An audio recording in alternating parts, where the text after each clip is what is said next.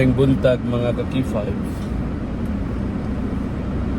atong gobyerno karon ang atong mga leader daw puro house show na lang ba.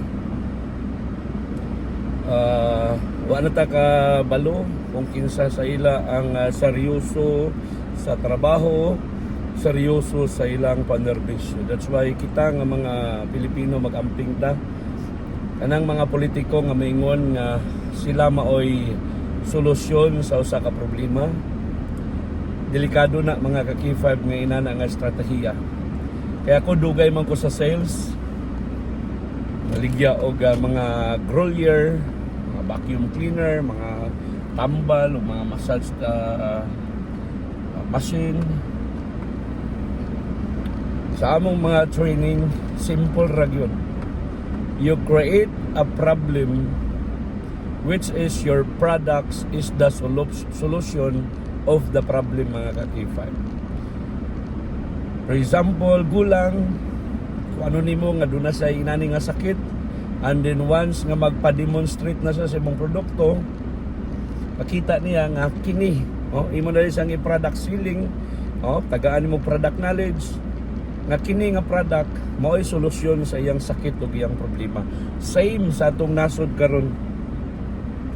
Ang mga politiko mag-create og problema para kunyari dunay dakong kagubot, and then they offer themselves as the solution mga ka-K5. Naay kuan mga ka-K5. Dunay panghitabo dito sa Mindanao kaniadto nga grampan kayo ang hold upanay. Grabe kunuhay. Ala tanan nga mga passengers vehicle hold upon. And then here it comes niabot ni dalagan ng usa ka gobernador. Nag-create kunuhay sa task force para sumpuon ang mga tulisan, daghay na nga matay yung nagkaladakpan. Ganida ito, iyara da ito nga mga tinawo. Gilabsa, gipangga siya sa mga constituent kay lagi siya mo'y nahimong solusyon. Pero wala ka ba mga tao, diskarte lang nila. Kining drugas, daghang mga politiko maingon kontra siya sa druga. Pandakpon kunuhay, pamatyon ng mga illegalista. Pero dahito ang kontra lang nila sa ilahang negosyo. Mo'y gipamatay mga ka-K5. Wala ko nga lang politiko pero halos tanan bisan asa ka nga probinsya o syudad sa Pilipinas inanang diskartes mga politiko kunuhay drug buster sila. Palakpakan po dayon ang ilang mga Hudyo nga mga followers. Pero dahito sila ra gyapon nag-create sa maong problema para sila po dayon ang magbida-bida. Tanimbala, sanaiya, o gunsa pa da nga mga kabulastugan.